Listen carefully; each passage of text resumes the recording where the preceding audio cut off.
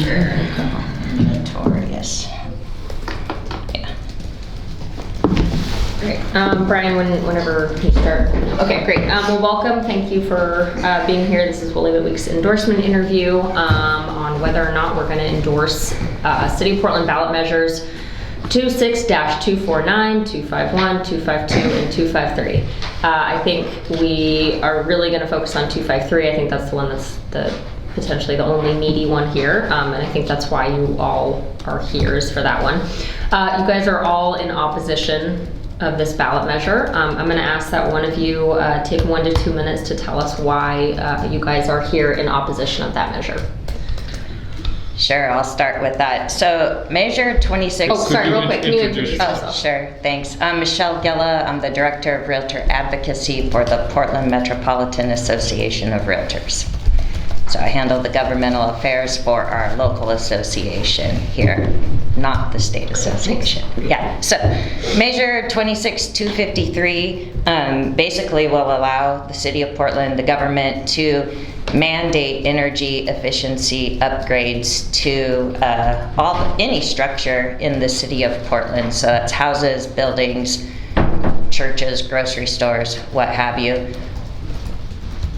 That's about 71% of our built environment would be subject to a mandate for energy efficiency or weatherization, which is, a broad umbrella of changes to homes. We're most concerned with this change for how it impacts low-income people, specifically seniors, at a time when we're in a housing crisis. Folks like me can take advantage right now of tax credits, those sorts of incentives to make changes to our homes, but our senior community specifically won't necessarily be able to benefit from tax incentives. They need robust programs like grants, perhaps low-income loans, and we feel that if we're going to look at mandates from the City of Portland, it has to be backed with robust financial tools so that folks in their homes don't lose their homes to something. Can you or someone else be a little bit more specific about exactly what this would mean? I can do that, yeah. Okay. So the history of this one, so in 1979, Portland City Council, led by Mike Lindbergh, adopted an energy policy that called for what they called weatherization, but now the Bureau of Planning and Sustainability acknowledges that means energy efficiency. Called for essentially weatherization of all buildings in Portland within 5 years or before selling the building, whichever came first. There was my understanding of looking at the historical record, there was a discussion at council of we should put this to voters. This is a huge ask. And the council opted not to do that. Frank Avanci led a signature gathering drive, got it on the ballot. It passed, and he became mayor on the same ballot.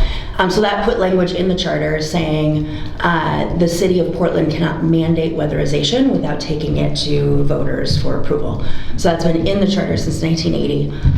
Has it ever happened? Have they ever taken it to voters? Not to my knowledge. I don't know that they have. I don't know that they've ever had a policy that they wanted to do at that scale. So then during Charter Commission Phase 2, when the Charter Commission asked bureaus, what should we be considering in terms of changing things in the charter, the Bureau of Planning and Sustainability brought this forward. So under former Director Andrea Durbin, they asked the Commission to consider putting on the ballot a measure that would completely strike that section. And as part of the paperwork that they filed with the Charter Commission, they signaled, we know that to meet our decarbonization goals, we are going to have strong mandates. So they were laying the groundwork to come forward in the future with some sort of a mandate for energy efficiency. So right now, the language in the charter protects all buildings built in 1979 or earlier from any sort of mandate of weatherization or energy efficiency. Have you guys? I mean, it seems like the main opposition to this is that it's going to cost a lot of people a lot of money to do this. So every single building, and I mean, I assume that's why, to be blunt, business interests are here as well. Is that I'm sure? Yes, there's old people. Not calling you old. No, the for older residents, they don't want to have to do this either. But there's also obviously business interests here. So how have you guys done cost estimates of what this would cost, like a 1970 building that's not weatherized? Why don't we let Ernest weigh in? You've got expertise in this arena. Interesting question. I'm going to make a number. And sorry, Ernesto, can you introduce yourself real Sure. quick? My name is Ernesto Fonseca. I am the Chief Executive Officer of Hacienda CDC. The number that I'm going to share with you is going to be based on, on the best of my ability to calculate this. But if you actually want to weatherize a building, there are many levels of weatherization that you can do in a building. As simple as just putting some cellulose, in your attic, that sort of thing. But if you're really serious about doing weatherization, you have to remove a lot of drywall. You have to inject, either foam, which is pretty polluting to environment, and you have to also change a lot of systems, especially in very older houses. When you have only one or two circuits in your houses, you tend to overload, your system. So I'm going a little technical here. This is what I did in the past. So that will cost, today probably anywhere between the range of $75 to $120 per square foot, which can be significant. If you, a house that is $1,000, will be $17,000, $20,000, just that small job. So it will be quite significant for most individuals. When we're thinking about people that are already retired on a fixed income, that is a complication. Housing is already a very serious problem that we're facing, and my biggest criticism, from planning departments and government is that we really haven't taken the housing crisis seriously. It's always the consistent, blocks and blocks and blocks by regulations, whether it's zoning or planning. It's always there. This will be just another added, little issue to keep housing costs a little lower. I'm just still confused. So can someone explain to me what specifically this measure would do? So for example, would it require... Removes protections from the city charter that prevent the city from mandating retrofits without people weighing in. So all they- this basically says it's okay for the city to do it without asking for a vote of the people. It Correct. doesn't specifically say we're going to require that all buildings have double pane insulated windows. There's not a or specific that- proposal on the table right now, but when the Bureau of Planning and Sustainability asked the Charter Commission to put this on the ballot, they said they need to do strong mandates in order to meet their goals of decarbonizing and eliminating fossil fuels by So you 2050. don't actually know what the requirements might be if this measure were to pass. You're just concerned that they would create some...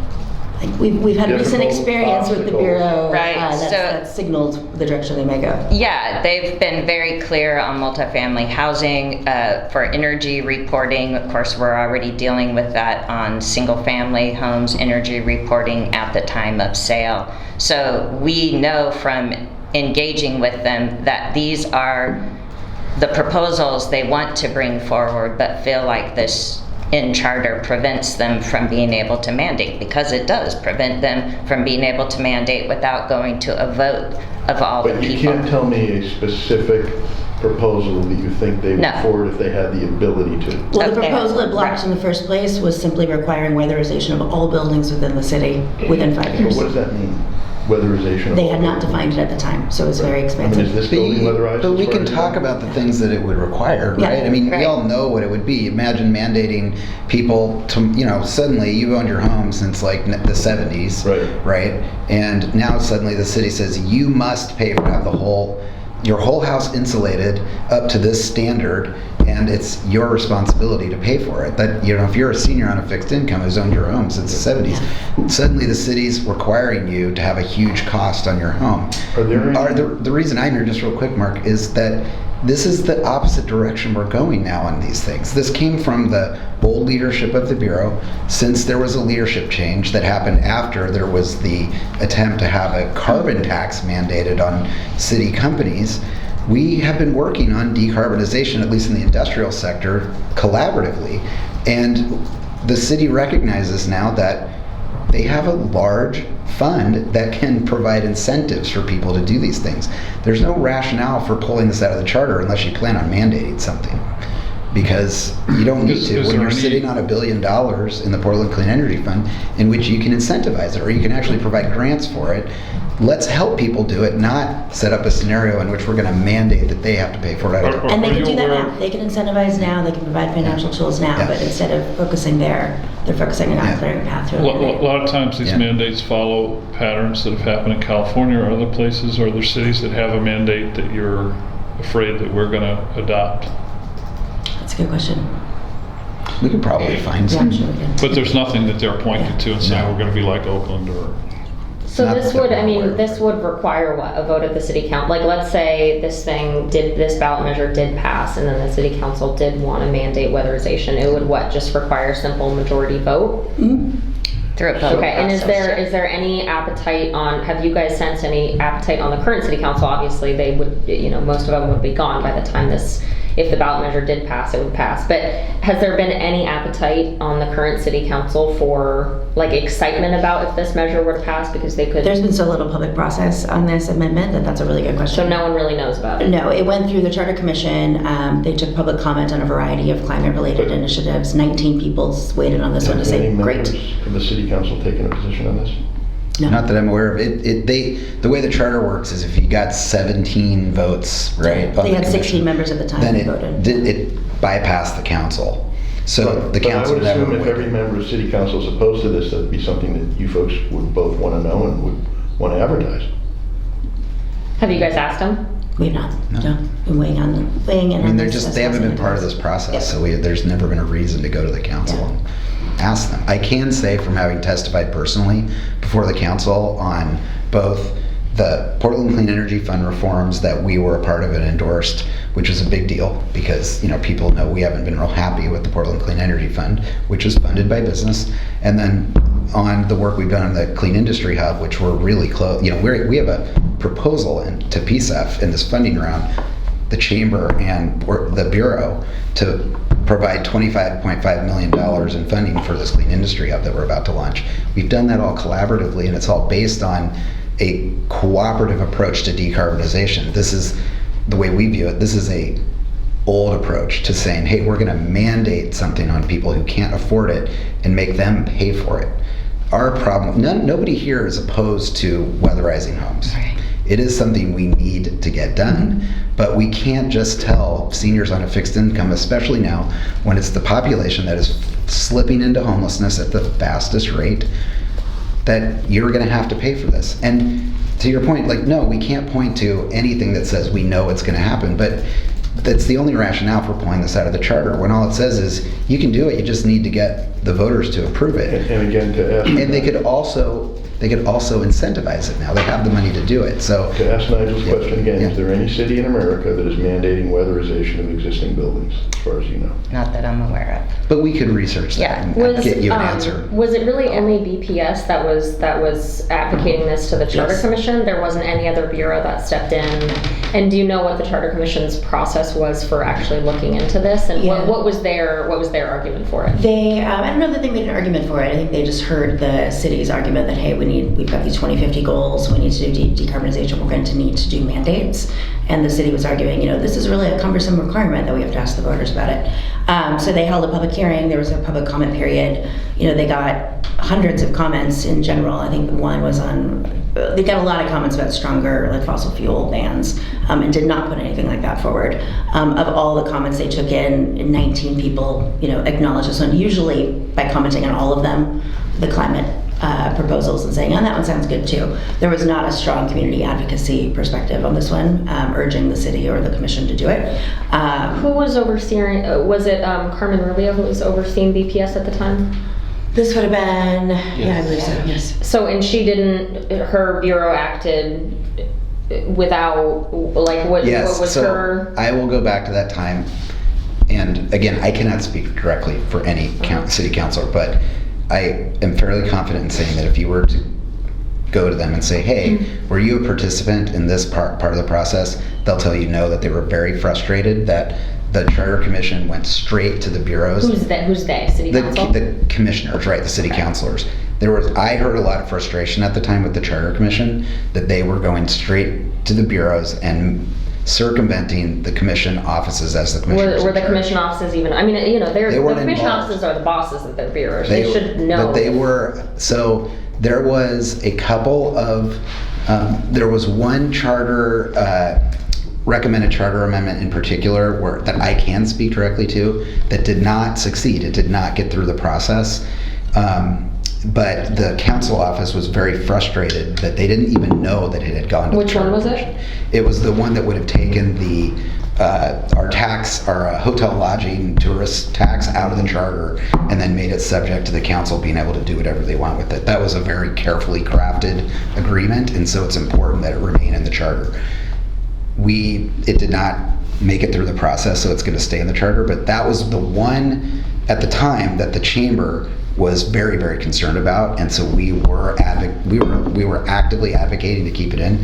And the commission office that we spoke to, the city council office, they did not support it. It went around them, is what I'm saying. So this is why we haven't had tons of dialogue with the council, because the process didn't really involve Yeah. them. Have you Well, guys to done your point, any they polling wouldn't on be- this? No, this is a teeny tiny. Yeah, this No. is So, I mean, are you guys concerned that the voters are just gonna check yes because it's bundled in with a bunch of other things that seem menial? That is a deep concern, yes. And are you guys campaigning at all against it? Are you spending any Modestly, money on yeah. it? How much money have you guys spent? I think we've got a budget of around $10,000 to yeah. put up a website and maybe point people to that Do website. you guys have to a get some PAC information. associated with it, Yes. or what's the PAC called? No costly mandates. No cost.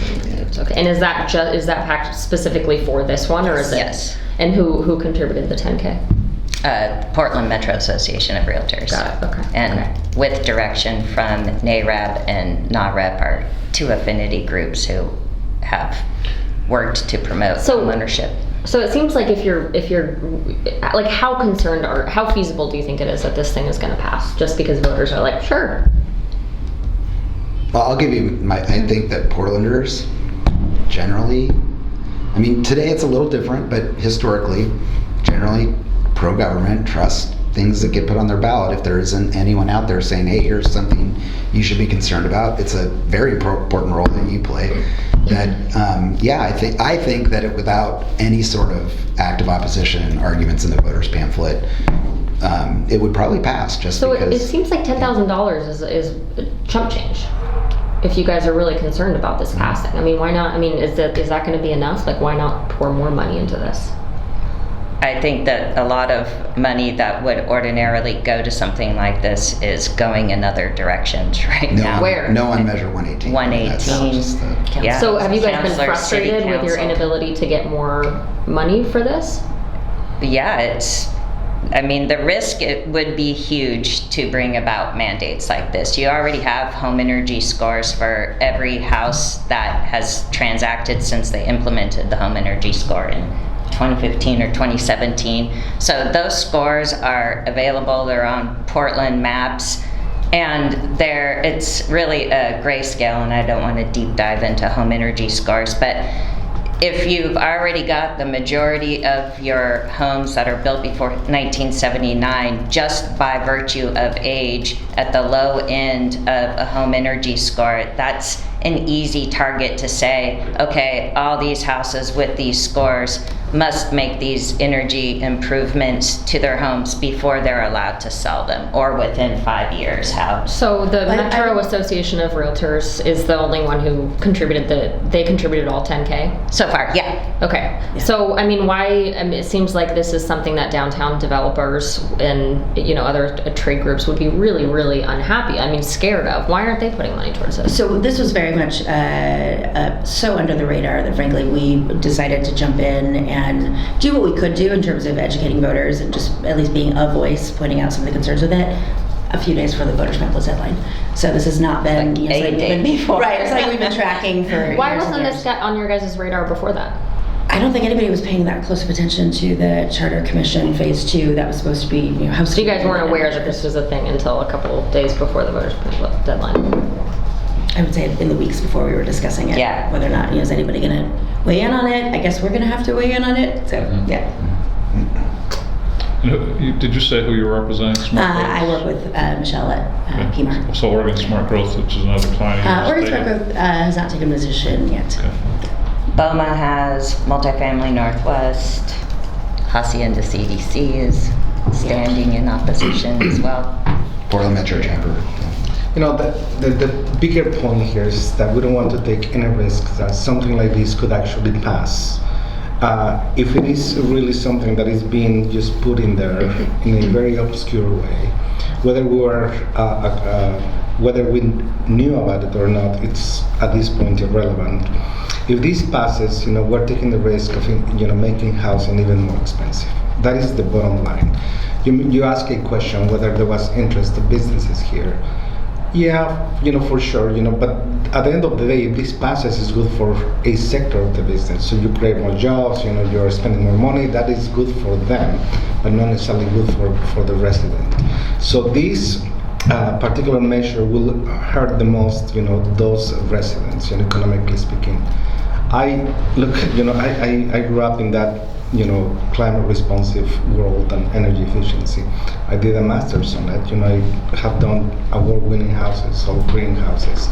But to do this right now is not the right moment. We simply just cannot keep up with housing production.